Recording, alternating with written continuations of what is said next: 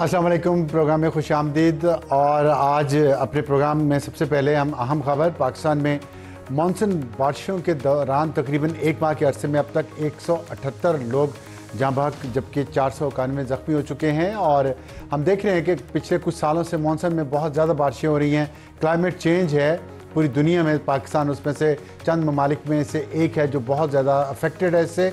लेकिन हमारे यहाँ कोई इस पे काम नहीं हो रहा कि बारिशों के दौरान जो पानी ज़्यादा आ जाता है उसको कैसे उसको सेव किया जाए। और इस पर सूबों के दरमियान इख्तलाफात हैं, अगर नए वाटर रिजर्वायर बनते हैं या कहीं भी पानी को इकट्ठा करने के लिए कोई काम किया जाता है, ये आपस के झगड़े हमारे कैसे ठीक होंगे और इतनी जानें बच सकती थी। इतना पानी जो सैलाबी पानी है उसको हम किसी बेहतर यूज़ में ला सकते हैं जैसे कि दुनिया के दूसरे तरक्की याफ्ता ममालिक में होते हैं। लेकिन हमारे यहाँ बारिशों का मौसम भी मौत का पैगाम लेके आता है। और सूबा पंजाब में इसी अरसे के दौरान 103 अफराद जान से गए, 385 ज़ख्मी हुए। केपी में 38 अमवात हुई और 57 ज़ख्मी हुए। सिंध में 20 लोग मर गए और 40 ज़ख्मी हुए। बलूचिस्तान में 16 अमवात और 4 लोग ज़ख्मी। और पंजाब में क्योंकि सबसे ज़्यादा अमवात हुई हैं तो लाहौर में 24, फैसलाबाद में 15, शेखपुरा में 11, रावलपिंडी में 10, ओकाड़ा में 8 और बहावल नगर में 7। इसके अलावा 34 अफराद मज़ीद मुख्तलिफ़ जगहों पर पंजाब में वो भी जाँ बहक हुए हैं। और ये है हमारी आज की अहम खबर कि इस पर फोकस करना चाहिए सूबाई हुकूमतों को भी और वफाकी हुकूमत को भी, और मिलकर एक ऐसी स्ट्रेटजी बनाएं जिससे कुदरती आफात में होने वाला नुकसान कम से कम किया जा सके। और हमारी आज की टॉप स्टोरी होगी गरीब के बच्चे सड़क पर लेकिन लीडर और लीडरों के बच्चे बाहर। ये पीटीआई के साबिक लीडर शेर अफजल मरवत साहब जो सीनियर सियासतदान हैं और मेंबर कौमी असम्बली हैं, उन्होंने ये फरमाया है।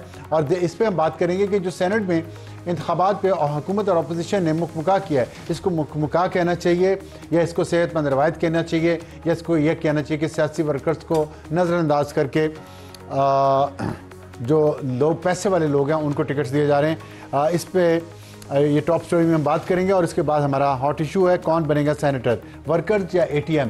खैबर पख्तूनख्वा के सेनेट के इंतखाबात हो रहे हैं और हम देख रहे हैं कि बहुत सारे पीटीआई के जो वर्कर्स हैं उन्होंने इनकार कर दिया है सेनेट के इंतखाबात से बाहर जाने में। इस पर हम बात करेंगे सेनेटर अफरानुल्लाह खान साहब से जो रहनुमा है मुस्लिम लीग नून से, और उनसे ये भी पूछेंगे कि JUI और मुस्लिम लीग नून के दरमियान जो मुआहिदा हुआ है सेनेट इलेक्शंस के हवाले से उसके क्या उसकी शराइत क्या हैं और क्या ये एक सेहतमंद रवायत है, जमहूरी रवैया है। और हमारा आज का एडिटोरियल होगा कराची के बारे में जहाँ पे हैवी ट्रैफिक की तबाहकारियाँ जारी हैं, उसी तरह जिस तरह बारिश की तबाहकारियाँ पूरे मुल्क में जारी हैं। लेकिन कराची को डबल वहमी इस सेंस में है कि वहाँ पे ट्रैफिक सड़कों पे काबू में नहीं आ रही। इतने लोग जाँ बहक हुए पिछले कुछ महीनों में, उसके बारे में आपको बताएंगे। शुरू करते हैं हमारी आज की टॉप स्टोरी। शेर अफजल मरवत साहब ने हमें ज्वाइन किया है लंदन से थ्रू जूम। मरवत साहब अस्सलाम वालेकुम। वालेकुम सलाम जी अफसर साहब। आपने बयान दिया और बड़ा वो दिल से लगता बयान दिया। आपने कहा गरीब के बच्चे सड़कों पर, पख्तून के बच्चे यहाँ ला के सड़कों पर मरवाए जा रहे हैं मुख्तलिफ एहतजाजी तहरीकों में, और जो पीटीआई के अपने लीडर्स हैं उनके बच्चे बाहर के मुल्कों में रह रहे हैं। ये खाली इल्ज़ाम है, ये कहाँ तक दुरुस्त है ये बात? मैं ज़रा वजाहत कर दूं, मीडिया के लोगों ने मुझसे लंदन में रजू किया, उन्होंने कहा जी मिलना चाहते हैं, तो सवाल हुआ। बात यह है कि जब 9 मई हुआ तो 9 मई के दिन जो है मोहतरमा अलीमा खानम जो है वो हमेशा हमें कोसती है, हम पे इल्ज़ामात लगाती हैं, हमारी बीमारी का, मेरी बीमारी का मजाक उड़ाया, पार्टी से निकलवा कर दम लिया। तो मैंने तो दो बातें की कि खुद 9 मई के बाद हसन न्याजी जिस मकाम पे था वो अभी तक नहीं छूटा है। उनकी एक बहन का बेटा है और खुद इनके बेटे जो हैं वो भी उसी मकाम, वो एक बेटा उधर ही था लेकिन वो लंदन चला गया, दोनों अच्छा। लंदन चले गए 9 मई के बाद। और यहाँ क्यादत को और वर्कर को कोसती हैं कि निकलते नहीं हो। तो और बाई आप कह बाई रहे हैं कि की अलीमा रट खान के लगाई दोनों हुई बच्चे है। 9 मई के बाद लंदन चले गए और वो भी वहीं मौजूद थे हसन न्याजी के साथ? एक बेटा जो है वो एहतजाज के दिन हसन के साथ था, वो भी चला गया था। तो मैं ये कहना चाहता हूं अच्छा। कि वो जो क्यों, मतलब ये कि सवाल मेरा ये है कि उन्होंने, हमने तो खान के लिए मारे खाई, जेलें खाई, पर्चे उठाए, तकालीफ उठाए, घर गिराए गए। खान हमारा भाई नहीं था, ठीक है ना। खान के साथ एक नजरियाती, एक आइडियालॉजिकली, एक एफिलिएशन की वजह से हमने ये कुछ अपनी मर्जी से किया। बाई का कोई रिश्ता हमारा नहीं था, तो लिहाजा इन्होंने तो बाई बाई कह कह के हमारा तो सत्यानाश कर दिया है। और पार्टी का क्या कर दिया ना, आप बताएं, साफी हैं, पाकिस्तान के तमाम पीटीआई वर्करों से पूछना चाहता हूं कि क्या कोई कह सकता है कि पार्टी तहरीक चलाएगी? कोई कह सकता है कि पार्टी में कोई इतनी सख्त है कि लोगों को इकट्ठा कर सके? और ये इन्हीं मोहतरमा पार्टी का तहरीक किया जा चला रहा रही है। है। मैं बताता हूं ना, नहीं, तहरीक आप सारा आफ्ताब के सामने 5 अगस्त, सारा इल्जाम अगर आपके ख्याल तहरीक में न चली पीटीआई ना। के इस वक्त जो हालात हैं, सारा कसूर अलीमा खान का है कि पार्टी भी नहीं चल रही, तहरीक भी नहीं चल रही और सारी देखिए लीडरशिप आपस में मोहतरमा, गुत्थम गुत्था जब भी है। जब उषा बीबी अंदर चली गई ना, मैदान साफ मिल गया। इसके बाद जो हुआ पार्टी में, आपको इल्म है, पीटीआई को इल्म है कि पीटीआई की तंजीमी पूरा स्ट्रक्चर ही चेंज कर दिया गया। सलमान अकरम राजा साहब को लाया गया, उमर अयूब खान जो इलेक्टेड थे उसको हटा के एक गैर कानूनी काम किया गया। क्या जरूरत थी? कपाना था उसको, अपने लोगों को लाना था। यूथ का सदर तब्दील किया गया, वुमेन का तब्दील किया गया, आईएलएफ का सदर जो 1996 से खान के साथ था उसको उनको तब्दील किया गया, आईएसएफ के सदूर तब्दील किए गए। और इसके बाद इन तमाम सदूरों से जिले और तंजीमों रीजन की सतह पे तमाम तब्दीलियां करवाई गई, अपने लोगों को लाया गया। जो लोग 9 मई के बाद हमारे साथ निकले थे वो लोग आपको कहीं पे दूरबीन पे भी नजर नहीं आएंगे। तो लिहाजा पार्टी, तो अब ये जो आप नए कहना ये सिफारिशी लोग जो लाए गए, जी। इनकी औकात ही नहीं है तहरीक चलाने की। मैं तो चैलेंज कर नहीं, रहा तो हूं ना आप ये कह इनको रहे कि ये क्या कह रहा हूं, अब बताएं, सवाल करें प्लीज। आप ये कह रहे हैं, आप ये कहना चाह रहे हैं कि अलीमा खान सलमान अकरम राजा को लेके आई पहले और उनके जरिए तमाम ओहदों से लोगों को, पुरानों को हटा के नए लोग ले आए, ये कहना चाह रहे हैं आप? तो ये मैं कहना नहीं चाह रहा हूं, आपको इल्म है। अभी जो यूथ का सदर मीना खान अफरीदी था, उसकी जगह अब एक फैसलाबाद से एक ऐसे बंदे को लाया गया जो, जिन हजरत ने पीटीआई को वोट ही नहीं दिया था। पंजाब की पार्लिमानी पार्टी ने इनके खिलाफ करारदाद पास की। फैसलाबाद के तमाम एमएनएस कहते हैं ये कहां से आ गया? इतनी भी कोई सिफारिश होती है?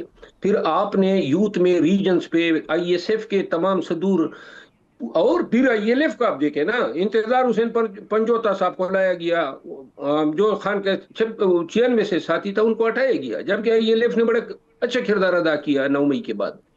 तो अब वो खुद सुप्रीम कोर्ट के सदर ही नहीं है, आईएलएफ में तो 20 सुप्रीम कोर्ट के सदूर है, वो हाई कोर्ट का सदर है, आप उसको सदर बना, यानी आपने अपने लोगों को कपाना है।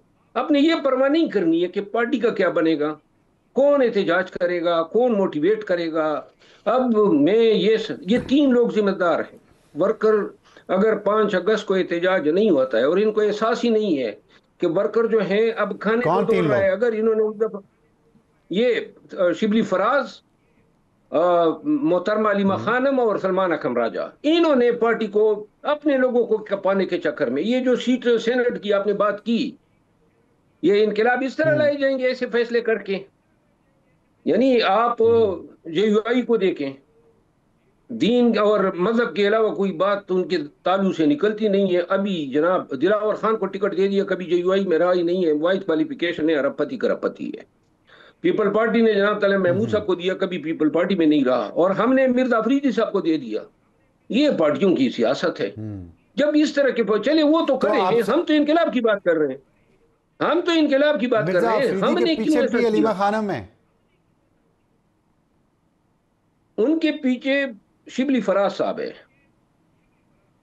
अच्छा, तो ये बताइएगा कि जो अलीमा खानम, आपने जिस तरह आपने कहा कि ये तीनों जिम्मेदार होंगे, सलमान अकरम राजा को सेक्रेटरी जनरल तो इमरान खान साहब की मर्जी से लगाया गया ना, तो इमरान खान साहब तो सुना था बुशरा बीबी की मर्जी के बगैर कोई काम नहीं करते, तो फिर बुशरा बीबी के मुखालिफ या दूसरे ग्रुप के, अलीमा खान ग्रुप के सलमान अकरम राजा को कैसे लगा दिया खान साहब ने? उनकी गलती नहीं है? देखिए, सलमान अकरम राजा साहब ने जो ताल्लुकात बनाए थे वो उस पे उस वक्त चाप ये नहीं लगी थी कि ये मोहतरमा अलीमा खानम के मोहरे हैं।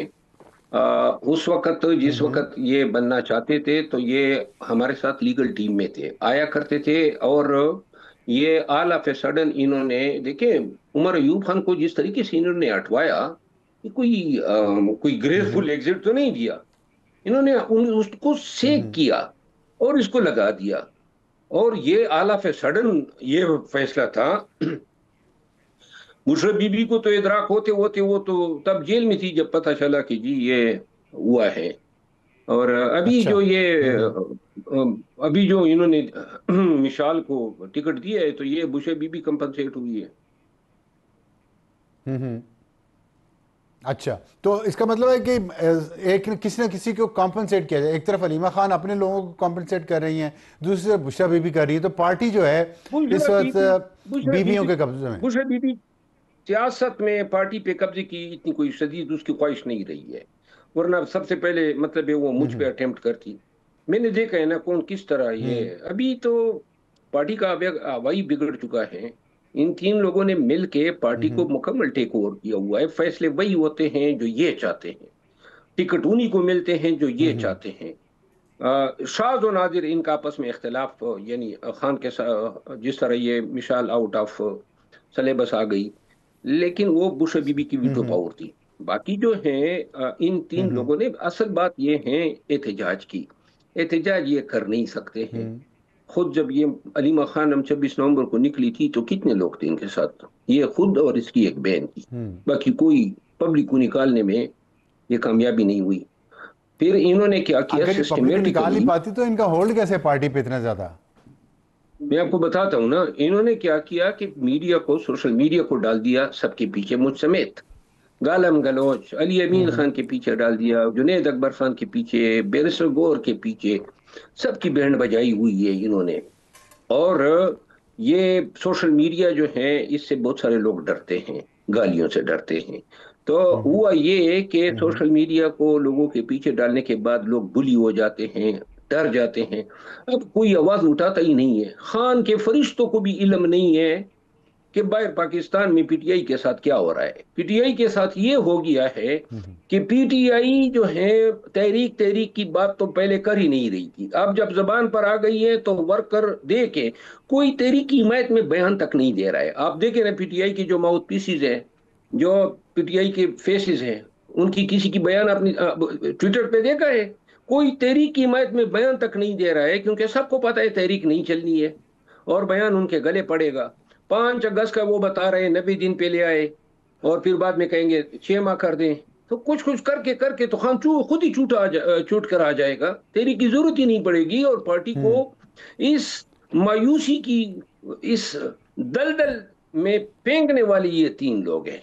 अगर 5 अगस्त को अच्छा, एक तहरीक नहीं होती है हाँ तो फिर वर्कर को इनसे पूछना हाँ चाहिए।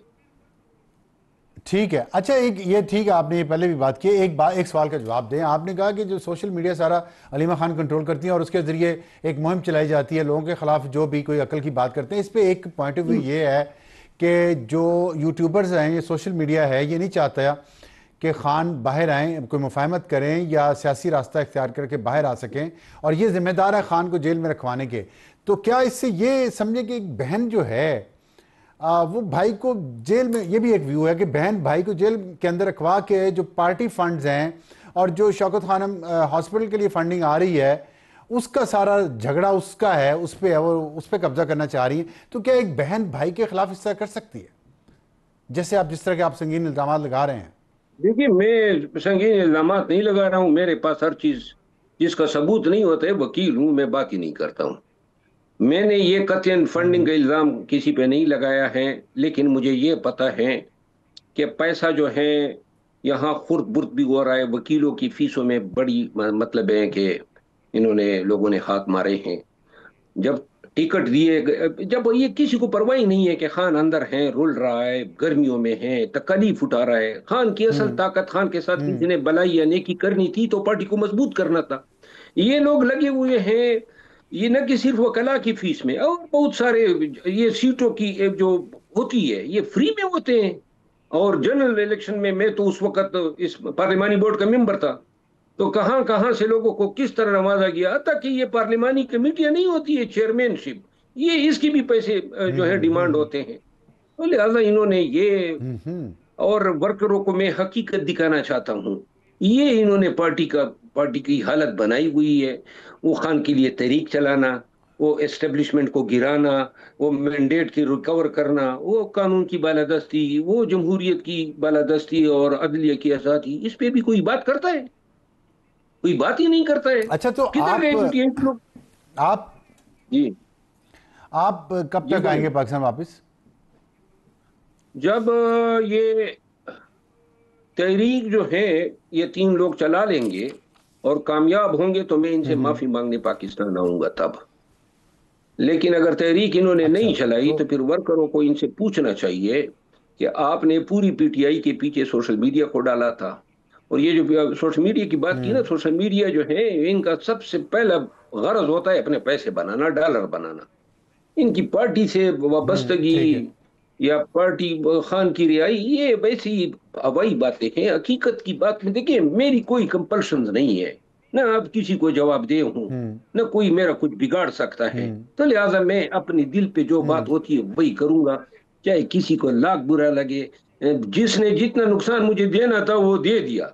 एक बात मैं कहूंगा कि ये लोग जब तहरीक में नाकाम होंगे, अभी भी वर्कर मुझे कह रहे हैं, फिर पीटीआई को कहूंगा कि मुझे कहें, तो फिर बताऊंगा और दिखाऊंगा कि तहरीक किस तरह चलाई जाती है। लेकिन पहले इन लोगों को मैं देखना चाहता हूं। अगर कामयाब हो गए तो इनसे माफी मांगने आया आऊंगा। अगर कामयाब नहीं हुए तो ये मेरी ठीक। शर्त होगी कि इन लोगों को फारिग हम्म करना होगा। ठीक है। ठीक है, और फारिग करने से मुराद है अलीमा खान तो पार्टी का ओहदा कोई नहीं है उनके पास, सलमान अकबर राजा को अलीमा और शिबली खानम का फराज को वैसे ही बेसिकली कोई फारिग नहीं करवा। है।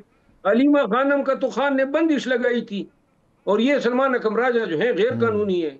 शिबली फराज अपोजिशन लीडर ठीक। बन गए, खान ने बैरिस्टर हम्म अली जफर को लगाया था, ये चले गए जी मैं तो गिरफ्तार हो। ये कभी हम्म गिरफ्तार ही नहीं हुआ है, कभी इसको मारी नहीं पड़ी है, कभी इसको तकलीफ उठाई नहीं है।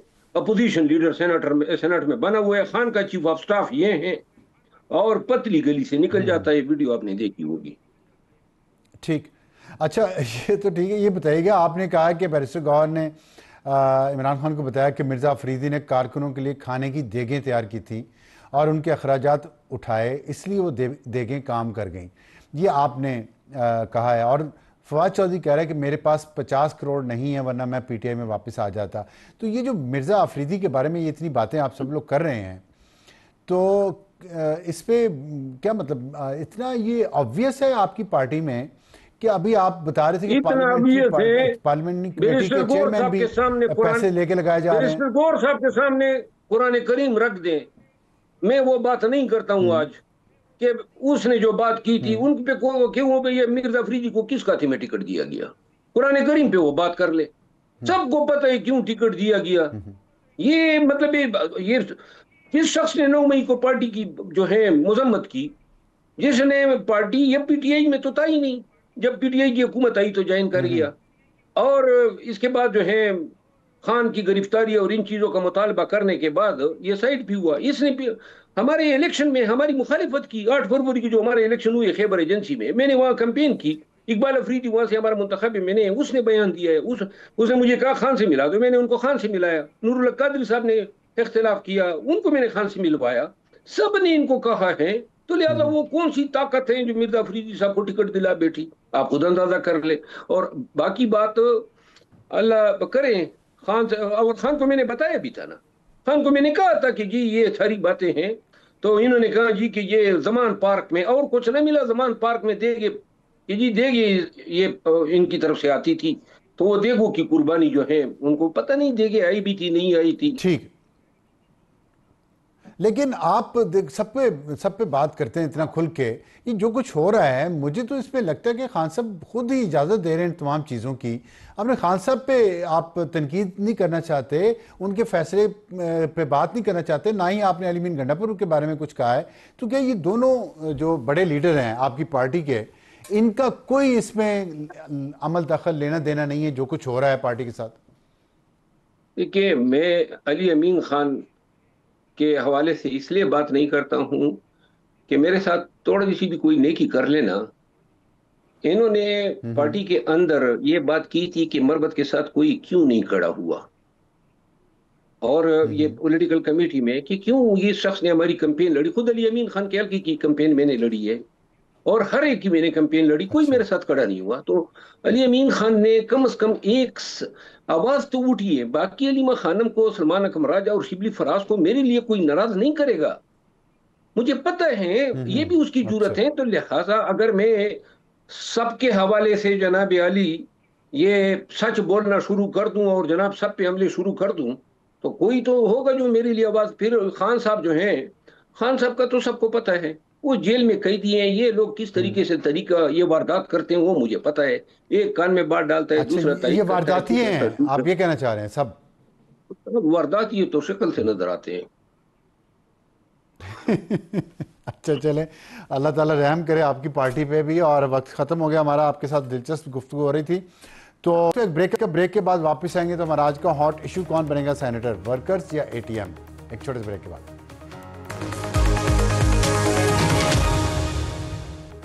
आज का हॉट इशू कौन बनेगा सेनेटर और वर्कर या एटीएम? बहुत ज़्यादा बातें हो रही हैं। खैबर पख्तूनख्वा में सेनेट के इलेक्शन हो रहे हैं। हमें ज्वाइन किया सेनेटर अफनान खान साहब, जो रहनुमा हैं मुस्लिम लीग नून के। अफनान साहब ये बताइएगा, मुआहदा हुआ है हुकूमत और अपोजिशन में खैबर पख्तूनख्वा में, और किसी बात पर मुआहदे नहीं होते। यहाँ वो चढ़ाई करते हैं या आप लोग उन पर लाठी चार्ज करते हैं, गोली चलाते हैं, लेकिन इस बात पर मुआहदा हो गया कि सेनेटर्स जो हैं वो अफहाम व तफहीम से मुंतखब कर लिए जाए, जिसको एक साइड तो कह रही है बहुत अच्छी बात है और इससे जो हॉर्स ट्रेडिंग है वो ख़त्म होगी, लेकिन यही आर्गूमेंट उसके अगेंस्ट भी जा रहा है कि ये तो पक्की हॉर्स ट्रेडिंग होगी ना, कि जो अमीर लोग हैं, मिर्ज़ा अफरीदी है, तला महमूद है, इनको जो टिकट्स मिले हैं और भी कुछ लोग हैं, तो ये तो सिर्फ पैसे की बुनियाद पे मिले, इनका पार्टियों से ताल्लुक़ कोई नहीं है। तो आप क्या, आपके ख्याल में वर्कर्स पीटीआई के कह रहे हैं कि हम हमारे साथ जाती हुई है, तो आप क्या कहते हैं? जी बिस्मिल्लाह रहमान रहीम।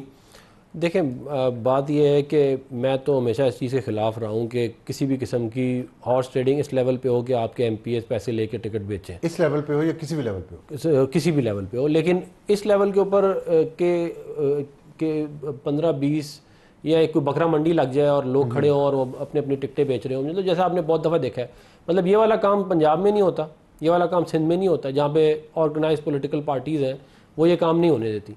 लेकिन जहाँ पे पॉलिटिकल पार्टी या पॉलिटिकल सिस्टम वीक है, वहाँ पे आप पिछली दफ़ा जब इलेक्शन हो रहा था तो पीटीआई के कितने सारे एमपीएस जो 2018 वाला था उसमें बिक गए थे। तो अब जहाँ इस तरह का माहौल हो वहाँ पे फिर ज़ाहिर है बेहतर यही होता है कि आप आपस में अफवाह तफहीम से मामला कर लें, वरना फिर होगा ये कि फिर जो जिसकी लाठी उसकी भैंस वाला सीन हो जाएगा। अब जहाँ तक बात है पीटीआई के वर्कर्स की, देखिए पीटीआई के जो 6 बने हैं उनमें जो एक है जो जिनके ऊपर एतराज़ हो रहा है, उनको अगर आप रख लें मिसाल के तौर पे, 1-2 और भी हैं जो अगर आप सारे 11 देखें तो मेरा ख्याल है 8 या 7 ऐसे हैं जो मैं नहीं समझता कि उन्होंने मतलब कि पार्टी की अलाइनमेंट की वजह से ही उनको टिकटें मिली होंगी। मेरा अपना असेसमेंट ये, आगे तो नहीं, लेकिन सवाल ये पैदा हो रहा है इस वक्त जो 3 वर्कर्स बड़े अहम हैं पीटीआई के, उन तीनों ने अपने कागजात भी जमा करवाए हैं। वो कह रहे हैं हम नहीं बैठेंगे क्योंकि हमारे साथ जाती हो रही है। अगर 3 हैं उनकी 6 सीटों में से तो 50% तो हो गया ना उन, और बाकी जो 50% है उसमें से एक अमीर आदमी को टिकट गया इसलिए कि उसने दे के प्रोवाइड किए हैं पीटीआई के लिए। तो ये बुनियाद ठीक है कि इस बंदे के पास पैसा है, इसको टिकट दे दो। और भी बहुत तमाम सियासी जमात, आपकी जमात भी ये करती है। आप पंजाब की आपने बात की, पंजाब में अगर फर्ज करें 25 सीटें हैं तो उसमें से आपने 20 वर्कर्स को दी, 5 अगर आप देते हैं पैसे की बुनियाद पे, ये फेयर है? इस बात को जस्टिफाई किया जा सकता है? देखिए, इसको जस्टिफाई इसलिए किया जा सकता है क्योंकि आप पैसे के बगैर आप सियासत नहीं कर सकते। अच्छा, अगर आप, मतलब मैं आपको कह सकता हूँ यहाँ पे बैठ के कोई आपको अलिफ लैला की कहानी सुना दूँ, लेकिन हकीकत चाहिए। और उसमें अगर आपको कोई पार्टी के अंदर फंड दे रहा है, क्योंकि इतने ज़्यादा ये महंगा काम हो चुका है सियासत करना कि ये मतलब अब मिसाल के तौर पे, और आवाम की एक्सपेक्टेशंस भी कुछ इस तरह की इवॉल्व हो गई हैं बदकिस्मती से। अब मिसाल के तौर पे अगर आप इलेक्शन लड़ें, अगर आप झंडे नहीं लगा सकते, आप पोस्टर नहीं लगा सकते, आप अपनी कैंपेन्स नहीं चला सकते, आप लोगों को जब आपसे वो मिलने के लिए आए आप उनको खाना नहीं खिला सकते, आप उनको चाय नहीं दे सकते, आप दफ्तर नहीं खोल सकते, तो वो फिर आपको वोट भी नहीं मिलता। लोग कहते हैं जी आप नज़र ही नहीं आए, आपको तो कहीं हमें पोस्टर ही नहीं नज़र आया, आपको कहीं बैनर नहीं नज़र आया, हम आपको कहाँ से वोट देते, हमें पता ही नहीं था आप खड़े हुए हैं। तो ये वाली तमाम बातों को सामने रखना होता है। फिर तो मैं ये समझता हूँ कि इट्स अ मिक्स। कुछ लोगों को आपको एंटरटेन करना पड़ता है क्योंकि पार्टी भी आपने चलानी होती है, लेकिन बाय एंड लार्ज असूली तौर पे तो वर्कर्स का हक ज़्यादा हमेशा ज़्यादा होना चाहिए। देखिए, आपने एक बात बड़ी अच्छी की है और ईमानदारी से की है, इसलिए मैं इसकी तारीफ़ करना चाहता हूँ कि आपने कहा कि सियासत पैसे से चलती है, जो बात दुरुस्त है, और ऐसे लोगों की पार्टियों को, हर पार्टी को ज़रूरत होती है जिनके पास पैसा हो। तो चलें, ये बात यहाँ तक, इसके बाद तो इस पर कोई बात करने का मज़ीद फ़ायदा नहीं है। लेकिन एक चीज़ मैं आपसे पूछ के फिर मैं आगे बढ़ता हूँ, ये बताइएगा कि अगर इस तरह के मामलात पे, जैसे कि आपका अमीर आदमी भी मुंतखब हो जाए, मेरा अमीर आदमी भी मुंतखब हो जाए, इस पे तो मुज़ाकरात हो सकते हैं, बातचीत भी हो सकती है।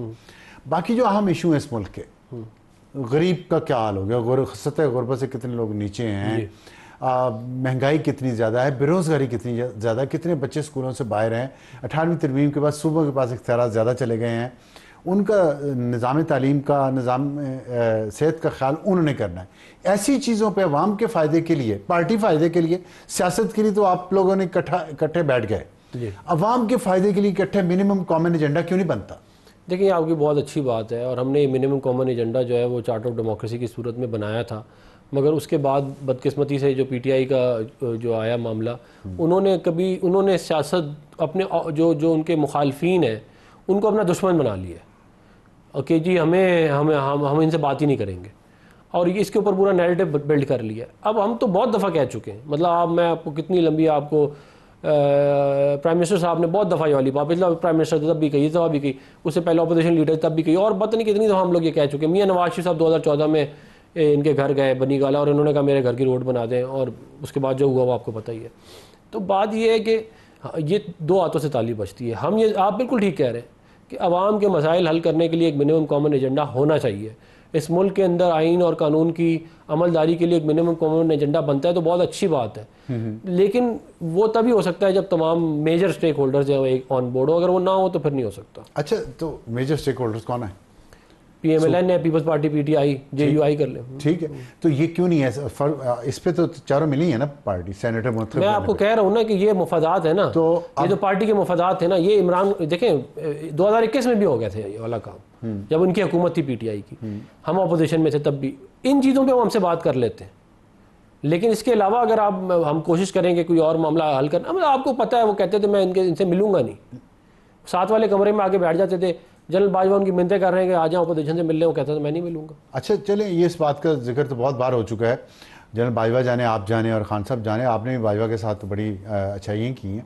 ये बताइएगा कि जो मौसमियाती तब्दीलियाँ हैं इस वक्त, आप बारिशें हुई हैं, 178 लोग पाकिस्तान में मारे गए हैं, तो ये इस पे आपने कहा पीटीआई वाले नहीं बैठते सिवाय इस मामले के, पीपल्स पार्टी और मुस्लिम लीग नून का भी जो झगड़ा है पानी पे और नहरों पे, और फिर ये जो मानसून की बारिशें का ऐसा फिनोमिना है इस खत्ते में है, हिमालय के इर्द गिर्द जो है, तो इसके लिए यहाँ पे उस पानी को ज़ाया होने से बचाना, मानसून का मैं सिर्फ बात कर रहा हूँ, उसके लिए रेजरवायर बनाना, इस तक पे इत्तेफाक नहीं हो सकता। और ट्रस्ट डेफिसिट इतना है, सिर्फ पंजाब पे ट्रस्ट नहीं करता, पंजाब के पी पर ट्रस्ट नहीं करता, क्यों? देखिए, उसकी वजह जो है वो कुछ तो हमारी तारीख है, तारीख में ऐसे काम हुए हुए हैं, बिलखुसूस जो डिक्टेटर्स थे, क्योंकि उसका ज़ाहिर है आपको कायदा कानून था नहीं जिसका, तो पंजाब के खिलाफ ही हुआ ना जो भी हुआ, पंजाब के 3 दरिया दिए गए इंडिया को। नहीं, मैं उसकी बात नहीं कर रहा, मैं उसके बाद की मैं 80s की बात कर रहा हूँ। कुछ ऐसे काम हुए जिसकी वजह से ट्रस्ट ख़राब हुआ, मैं ये कहना चाहता हूँ, और वो फिर जब आप उनसे सिंध वालों से बात करते हैं तो वो वाले इवेंट्स को कोट करना शुरू करते हैं। मैं अगर गलत नहीं समझा तो आप ये कहना चाह रहे हैं कि जुल्फ़िकार अली भुट्टो को जो फांसी दी गई उससे सिंध के अंदर मिस्ट्रेस है? देखिए, मैं वो एक पुरानी बात है कि भुट्टो साहब के दौर में मसला हुआ था, सॉरी भुट्टो नहीं, ज़िया-उल-हक साहब के दौर में हुआ था मसला, तो उसमें फिर ये पानी रोका गया था। तो मतलब ये मैं उनकी आपको उनकी साइड ऑफ द स्टोरी आपको बता रहा हूँ, जो वो अगर आप उनसे पूछेंगे तो आपको ये, मुझे इसका इल्म नहीं है, मेरे इल्म में है ये वाली बात कि उन्होंने कहा था जब तक हमारा पूरा नहीं होगा हम नीचे नहीं जाने देंगे, वो इस तरह का कोई मामला हुआ था। तो और भी कुछ चीज़ें वो कोट करते हैं। अब बात यह है कि इसके लिए एक प्लेटफॉर्म है जो CCI है, जिसके ऊपर आप बैठ के अफवाह व तफहीम से मामला तय कर सकते हैं। एक बात। दूसरी बात यह है कि देखिए, हमें ये वाली बात समझनी पड़ेगी कि 102 मिलियन एकड़ फीट पानी आता है थ्रू दीज चैनल्स। 102 मिलियन एकड़, 102 मिलियन एकड़ फीट, 8 मिलियन एकड़ फीट मंगला है, 8 मिलियन तरबेला है, 7 या 6 मिलियन मंगला है। ठीक, ये आप स्टोर कर लेते हैं, और बाकी जो छोटे डैम है आप उसमें मैक्सिमम भी कर लें तो वो आपका 5, 6, 7 मिलियन एकड़ फीट आप और मैक्सिमम कर लेते हैं। ठीक है। बाकी जो है वो कहते हैं कि अगर आप स्टोर करेंगे तो नीचे जो हमारा जो समुंदर वाला इशू है वो आना शुरू हो जाता है, वो भी एक क्लाइमेट चेंज का इशू है।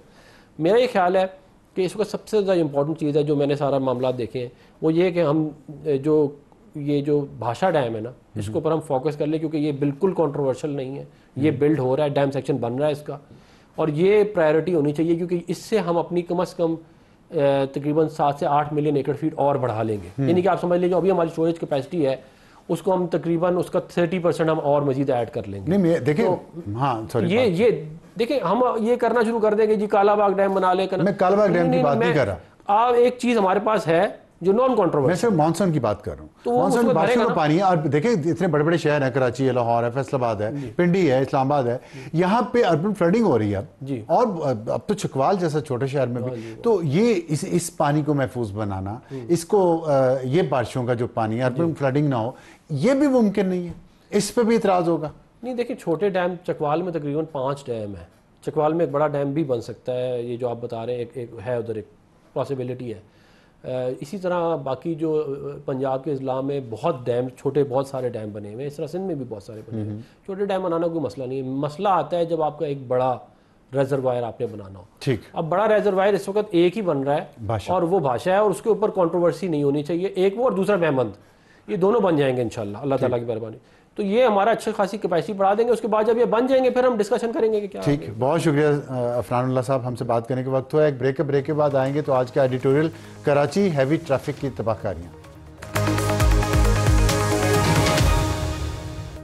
और हमारा आज का एडिटोरियल पाकिस्तान के सबसे बड़े शहर कराची, जो पाकिस्तान की इकोनॉमिक एंड कमर्शियल हब है और सबसे बड़ा शहर है और दुनिया के सबसे बड़े शहरों में से एक है, लेकिन वहाँ पे जो ट्रैफिक के मसाइल हैं वो बढ़ते जा रहे हैं, और ये ट्रैफिक के मसाइल इतने शदीद हैं कि लोगों की जानें जो हैं उसमें जा रही हैं। और 5 महीने का जो डेटा है अभी तक इस 2025 के पहले 5 महीनों का उसके मुताबिक इस साल हैवी ट्रैफिक ने सिर्फ 5 महीनों में 376 जानें ली हैं कराची की सड़कों पे, 376 कराची की सड़कों पे। और जख्मी कितने हुए हैं? 5500 लोग कराची के जख्मी हुए हैं ट्रैफिक हादसा में पहले 5 महीनों में। आप सोचिए जो जख्मी हुए हैं, किसी की टांग, किसी का बाजू, सारी उम्र के लिए माजूरी। तो ये जो इतनी ख़तरनाक सड़कें हैं, इतना ख़तरनाक वहाँ ट्रैफिक है, उसकी वजह सबसे बड़ी जो है वो वहाँ पे जो भारी ट्रैफिक है वो है। और मैं थोड़ा सा इसमें आपको डिटेल बता दूँ कि मरने वालों में 289 मर्द और 40 खवातीन, 37 बच्चे और 10 बच्चियाँ शामिल हैं। और ये मई में जो सबसे ख़तरनाक हादसा पेश आया जब सीमेंट से भरा ट्रक 3 मोटरसाइकिल सवारों को कुचल गया, जिनकी उम्र 25 से 28 साल। और 2024 पूरे साल में जो ये हलाकतें थी वो 775 थी कराची की सड़कों पे और 8111 लोग जख्मी हुए थे।